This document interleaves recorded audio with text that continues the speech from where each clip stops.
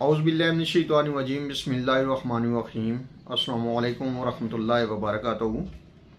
अल्लाह पाक के बाबरकत नाम के साथ शुरू जो बड़ा मेहरबान निहायत रहम करने वाला है।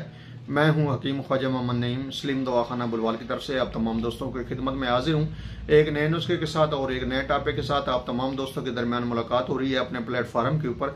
हमारा जो आज का नुस्खा है ये एक बेहतरीन किस्म का जो है सदरी तोहफा है आप दोस्तों के लिए, एक सुन्यासी सदरी तोहफा। ये नुस्खा जो है आपको किसी किताब में नहीं मिलेगा, एक बेहतरीन किस्म का जो तोहफा है आज आप दोस्तों की नज़र कर रहा हूँ। इस नुस्खे के अंदर जो अज़ा शामिल है उनकी तरफ भी चलते हैं। इस नुस्खे का आपको तारफ़ करवा दूं कि यह जो नुस्खा है प्यास की ज़्यादती और मैदे की कमज़ोरी, लो लगना, तपश महसूस होना उसके लिए है। और ख़ास तौर पर ऐसे लोगों के लिए यह नुस्खा बनाया गया है जो मैदे की कमज़ोरी का शिकार हैं। ये जो नुस्खा है हमारा मैदे को पावरफुल बनाता है, ग़िज़ा को हज़म करता है, भूख लगाता है, निज़ाम हज़म को दुरुस्त करता है। एक बेहतरीन किस्म का ये मुरक्कब है और 89 सदरी नुस्खे जो हैं उनमें से एक बेहतरीन किस्म का जो नुस्खा है जो आप दोस्तों के साथ शेयर कर रहा हूँ। नुस्खे की तरफ जाने से पहले मैं आप तमाम दोस्तों से गुजारिश करूँगा कि जो दोस्त मेरे चैनल के ऊपर नए हैं, जिन्होंने चैनल को अभी तक सब्सक्राइब नहीं किया हुआ, उनसे गुजारिश है कि वो खुद भी चैनल को सब्सक्राइब कर दें और अपने दोस्तों को भी चैनल के ऊपर इनवाइट करें। इस नुस्खे के अंदर जो अज़ा शामिल हैं उनसे आपको मुतारफ़ करवाते हैं। तो ये एक ज़बरदस्त किस्म का जो नुस्खा है, ग़िज़ाई नुस्खा है और बेहतरीन किस्म का जो है वो महलूल मुरक्कब और बतौर चटनी भी आप इसको कह सकते हैं और बतौर महलूल और मुरक्कब भी इस नुस्खे को आप कह सकते हैं। इस नुस्खे के अंदर जो अज़ा शामिल है उनकी तरफ चलते हैं। तो पहले नंबर पे है इसमें प्याज 1 अदद, दूसरे नंबर पे है लहसुन 3 अदद, लहसुन की काशें जो हैं वो 3 अदद लेनी है। उसके बाद इसमें है सब्ज मिर्चें 1 से 2 अदद, हस्बे पसंद आप इसमें शामिल कर सकते हैं जितनी मिर्च आप खाना पसंद करते हैं उसमें।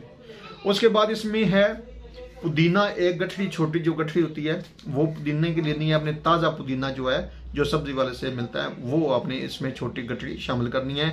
और उसके बाद इसमें नमक है हस्बे पसंद। और उसके बाद 1 से 2 आम हैं, कच्चे आम जिनको हम पंजाबी में अंबियां कहते हैं, वो आपने लेने हैं 1 से 2 कच्चे आम।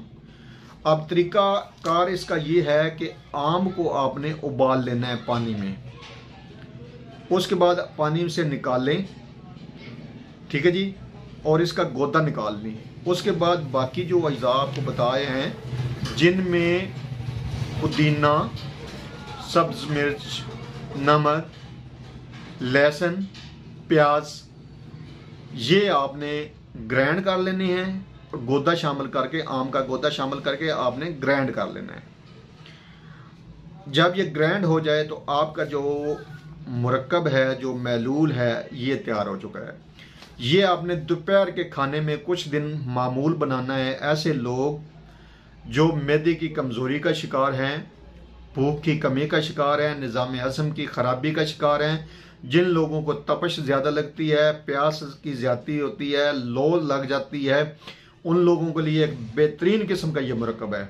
जिन लोगों को गर्मी ज़्यादा लगती है वो इसको कुछ दिन मामूल बनाए नुस्खे को।